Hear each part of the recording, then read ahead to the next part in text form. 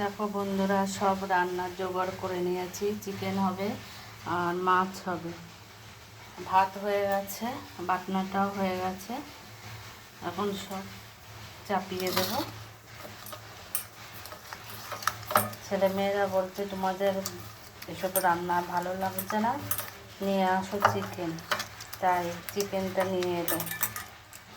ইচ্ছা না করলেও ছেলে মেয়েদের জন্য আনতে হবে।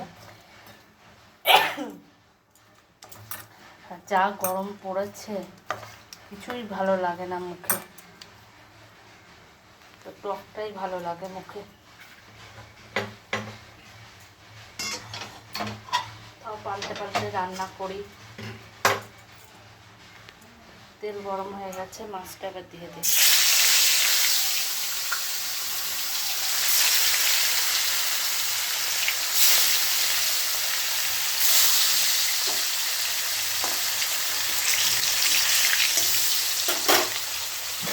মাছটা এবার উল্টে দেবো। চিকেনের জন্য পেঁয়াজ টমেটো একটু আধ ভাজা হলে মাংসটা দিয়ে দেবো। মাছটা ভাজা হয়ে গেছে, এখন তুলে নেব। সুন্দর ভাজা হয়ে গেছে। ওই মাছ ভাজার তেলে মাংসর আলুটা ভেজে নেব।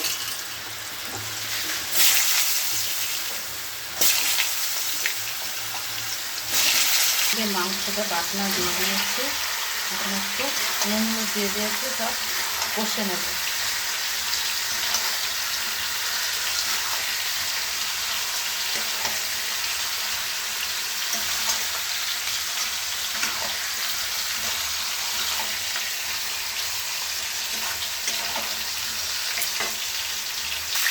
মাংসের আলুটা ভেজে নিচ্ছি।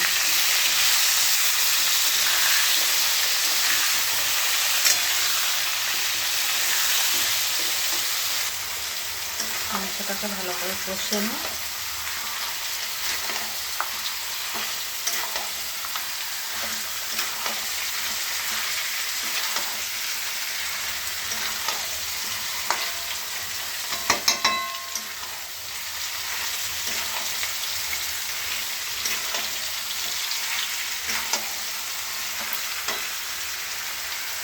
খুব গরম পড়েছে। আমার মাংসতে না একটু আলুটা বেশি খাওয়া হয়।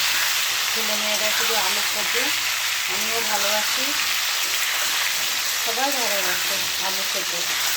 আলুটা একটু বেশি দেওয়া হয় মাংসতে।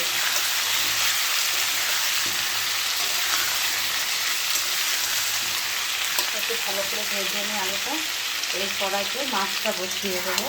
আর এইদিকে চিকেনটা কষা হচ্ছে।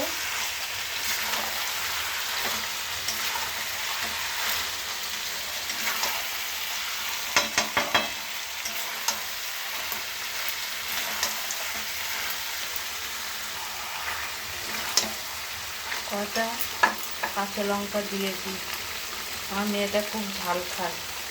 কয়টা কাঁচা লঙ্কা দিয়ে দিই।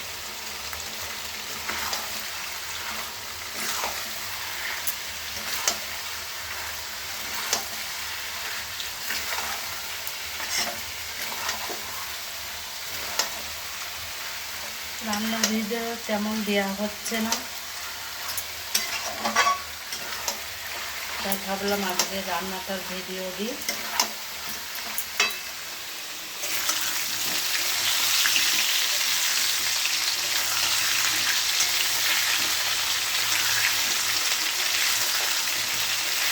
ভালো করে আলুটা ভেজে নিই।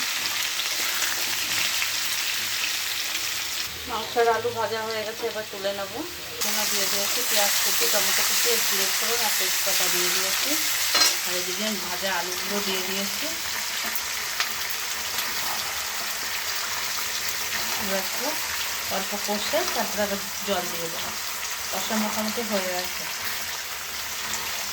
তলা লেগে যাচ্ছে।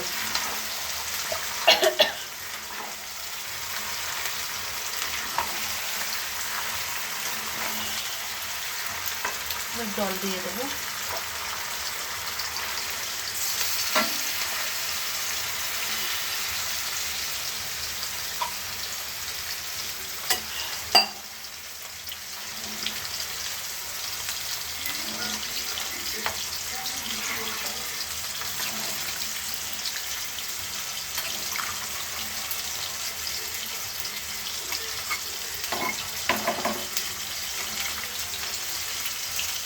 বেশি জল দেবো না,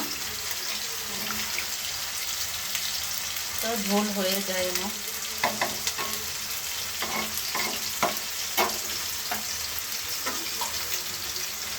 আলুটা সিদ্ধ হওয়ার মতন জল দিয়েছি।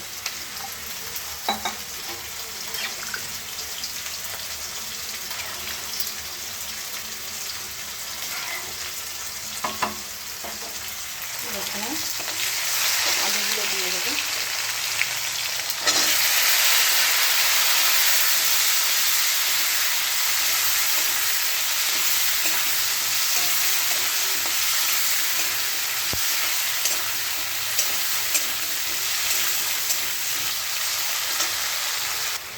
বাটনা দিয়ে দিয়েছি, এবার কষে নেব।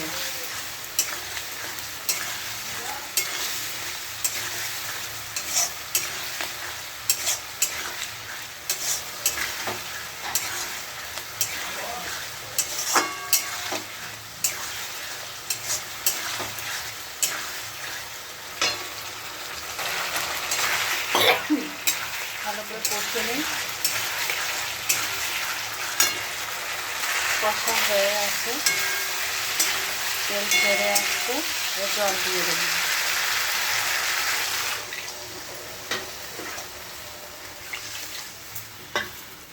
ঝোল ফুটে গেছে, এবার মাছগুলো দিয়ে দেবো।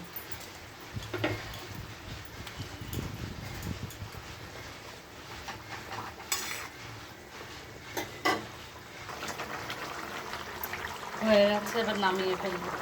আমার চিকেন রান্না হয়ে গেছে, মাছের ঝোলও হয়ে গেছে। এই পর্যন্তই থাকলো, সবাই ভালো থেকো, টাটা।